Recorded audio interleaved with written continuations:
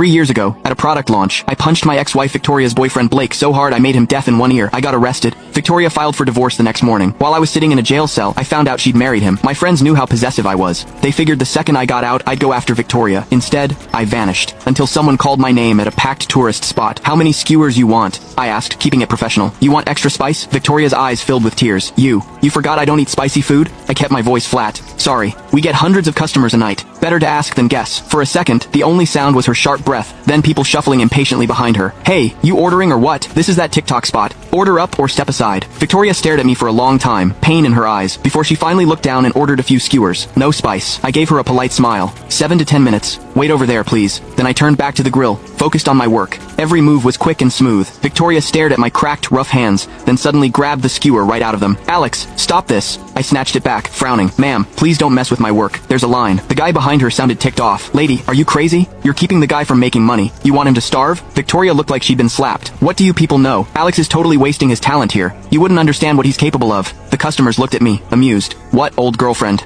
Hey, I had big dreams once too. Now I drive a cab every day. Same. I wanted to be a billionaire. Now I'm drowning in debt." Victoria looked at them like they were morons, disgust all over her face. "You people just don't get it." She turned back to me, eyes bright with intensity. "Alex, I know you don't really want this. The code you wrote, the programs you built, they were genius. You could make millions overnight if you wanted. Why are you throwing it all away?" Before I could answer, her eyes went red with guilt. "Is it because of me? I know what happened hit you hard, but I never thought you'd give up like this. End up like..." Her eyes were full of pity, like I was doing something shameful. I stayed calm. "Ma'am, if you don't want the food, I can cancel your order. Please don't hold up my business." Victoria froze, shocked and hurt. She sat back down, tears spilling over. "Who said I don't want it? I'm eating." I turned back and finished up the skewers. Victoria ate while crying, glancing at me over and over, hoping I'd comfort her like I used to, but I just frowned a little and refilled her napkins. "Ma'am, if you need help, there's a police station about 500 yards that way." That finally broke her. She covered her face and ran off. I didn't see her again until I was about to close up. She stepped out of the shadows where she'd been hiding. "How long have you been doing this?" She pulled out a stack of cash and put it in front of me. "I'm here on vacation. Spend 2 hours showing me around, and you'll make more than you do at this stall." I looked at the thick stack of bills. 3, maybe 4,000. Enough for the doll Lily had been begging for. The skewers were sold out. Only an idiot would turn down easy money. "Sure, I know this place like the back of my hand." I smiled, took the cash. "No shame." Victoria's voice shook. You never used to care about money like this. Small money. Remember that time? Some rich kid offered you $500,000 just to have a drink with him? You smashed $1 million bottle of cognac over his head. It cost us a deal worth 10 times that. She looked at my greasy cheap t-shirt, her face unreadable. "Your skin's sensitive. You couldn't wear cheap polyester. You only wore custom wool suits. Even your socks cost more than your whole setup here." She couldn't wrap her head around how the flashy, big spending guy she knew had changed so much. I didn't say anything, just smiled and pointed to a building on the distant cliff, like a castle in the clouds. "That building, right on the cliff, it's a famous landmark around here." I gave her the tour guide spiel, then asked, "Ever been up there?" Victoria had been watching me the whole time. She shook her head, dazed. "Go check it out. Once you see how big the world is from up there, you'll get it." I used to think I could never let go of Victoria. Now, looking back, that seems ridiculous. Victoria met my eyes totally honest, no love in them, and felt a sting in her heart. Okay, on the way up, I played the perfect tour guide, telling her about the local history and culture. When we passed other vendors, I'd wave and say hi. "Alex, moonlighting as a guide again?" Young guys sure got energy, working late showing tourists around for extra cash. Victoria looked at my thin frame and asked quietly, "Do you do this a lot?" I answered honestly, "Sometimes, but none of them tip as well as you." I flashed a big, real smile. That's when Victoria finally realized I was actually happy about this little bit of money I would have ignored before. I wasn't trying to make a point. "Alex, don't do this." She suddenly grabbed my hand, her voice serious. "Even if we're divorced, I don't want to see you fall apart. You're not just anyone. Even after prison, you could still bounce back." She pulled out her phone and typed in a bank account number. I was always scared to reach out. "I thought you were doing fine, but I never expected. This is what I owe you. Take it and start over." Without hesitating, she typed in the amount, 5 million. I just watched her, silent. She thought I was accepting it. Then her phone flashed a notification. Recipient's account closed. She froze. "Alex, do you hate me?" She looked up at me, tears in her eyes. "This was the account you opened when you proposed. The number was my birthday and lucky numbers. You said you'd keep it forever, that every time you spent money, you were saving up happiness for me. You don't want me to be happy anymore?" I calmly looked past her. "Your happiness is right there." Victoria paused, then slowly turned around. Blake stood a few feet away, holding out his hand. "Honey, I've been waiting for you up here." He pulled out his phone. "I texted you hours ago to meet at the top. Didn't expect you to take so long. I was worried something happened." Victoria stared at me blankly, my words echoing in her head. So short, so cold. When she didn't move, Blake walked over and took her hand, then whispered in her ear, "Who's this?" I looked a little more worn than 3 years ago, but basically the same. Blake pretended not to recognize me anyway. Victoria stiffly introduced me. This is Alex." Blake gasped dramatically, covering his mouth. "Oh my god, Alex, what happened to you? You look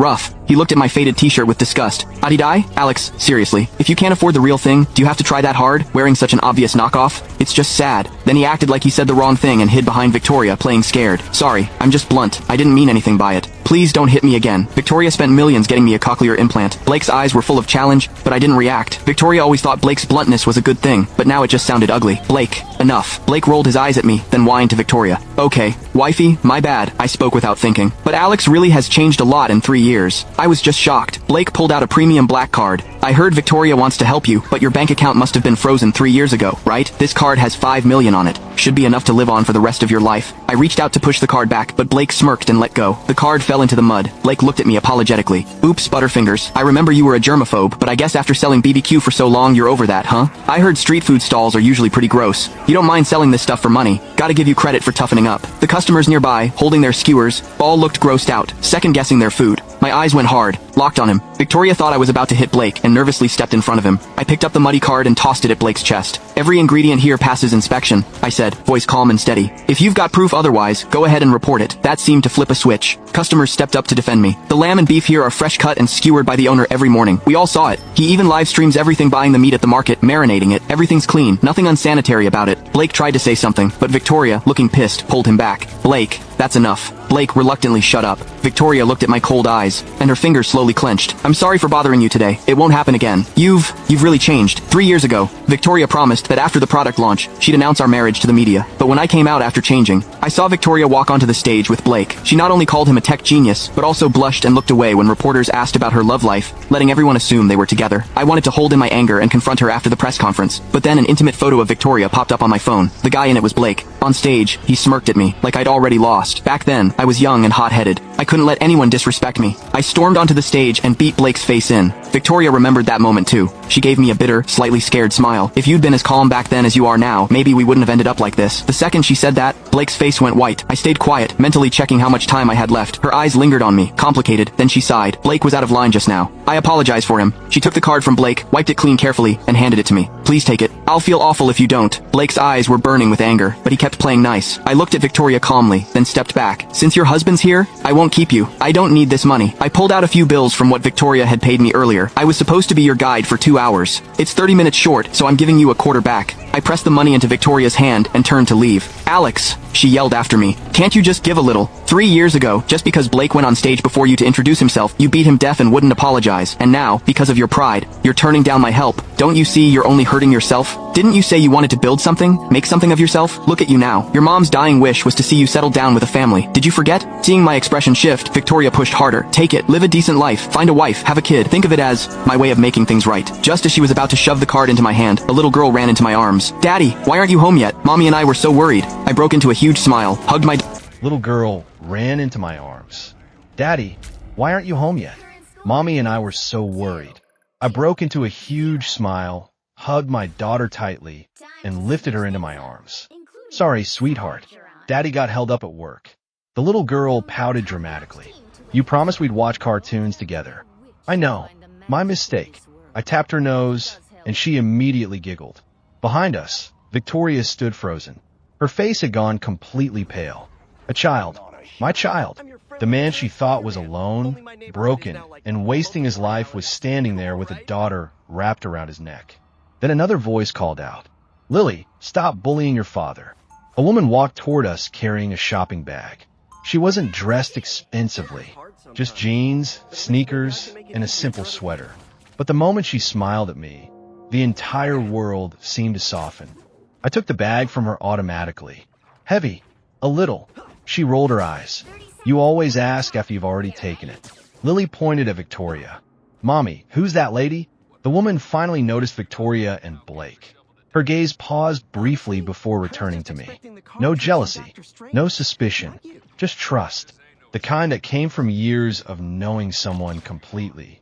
Victoria stared at her, then at me, then at Lily. The realization hit like a truck. I'd already moved on, completely, not pretending, not forcing myself, not waiting for her. Moved on. Alex. Her voice cracked. I looked at her politely. Yes. The distance in that single word nearly made her stumble. The woman beside me smiled. Friends. Before I could answer, Victoria forced out a laugh. You used to know each other. The woman nodded. Oh, nothing more. No interrogation. No concern. Because she trusted me. Victoria saw it and suddenly remembered all the times she'd doubted me. All the times she'd assumed the worst. All the times she'd chosen Blake's version of events over mine. A sharp pain twisted in her chest. Lily yawned dramatically. Daddy, can we go home now? Of course. I shifted her onto my shoulder, then looked at Victoria one last time. Take care. Simple, polite, final. The family turned and started walking away. Victoria watched us disappear down the mountain path. Every step felt like another door closing. Then she whispered, I lost him. For the first time, nobody argued. Nobody comforted her. Because it was true. Completely true. Beside her, Blake's face looked ugly. Why are you acting like this? He's just a guy selling barbecue. Victoria slowly turned toward him. For the first time in years, she really looked at him. The whining, the mocking, the petty insults, the constant need to put others down. How had she ever mistaken that for confidence?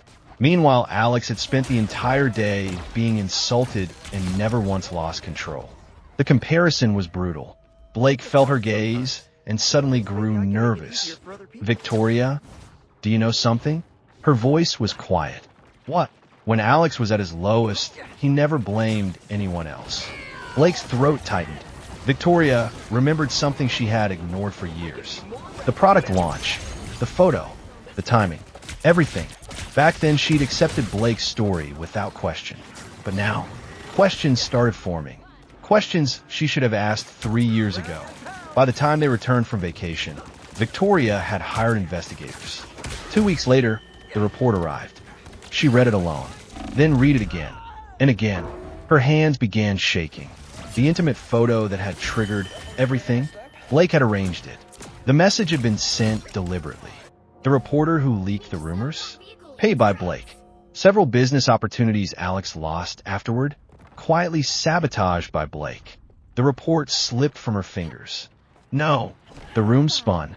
For 3 years, she believed Alex's anger destroyed their marriage. Now she discovered someone had been feeding gasoline to the fire the entire time. When Blake came home that night, she was waiting. The evidence sat on the table. His face lost all color. Victoria, I can explain. Get out. Listen to me. Get out. The divorce was finalized 3 months later. The story spread quickly through business circles. Investors who once admired Blake began avoiding him. His reputation collapsed. The tech company he managed lost contracts one after another. Within a year, it was gone. As for Victoria, she had money, status, connections. But every time she passed a family holding hands, she thought about a little girl calling someone daddy, and a man whose smile no longer belonged to her. Years later, she visited the mountain town again. The barbecue stall was gone. In its place stood a busy restaurant. A framed photo hung near the entrance. Alex, his wife, Lily, and a second younger child, all smiling. The owner noticed her staring. You know them. Victoria looked at the picture for a long moment, then smiled sadly. A long time ago, she turned and walked away. Inside the photo, Alex looked happier than she'd ever seen him. And for the first time, Victoria finally understood. The greatest punishment wasn't losing him. It was knowing that after losing her, he found the life he'd always deserved.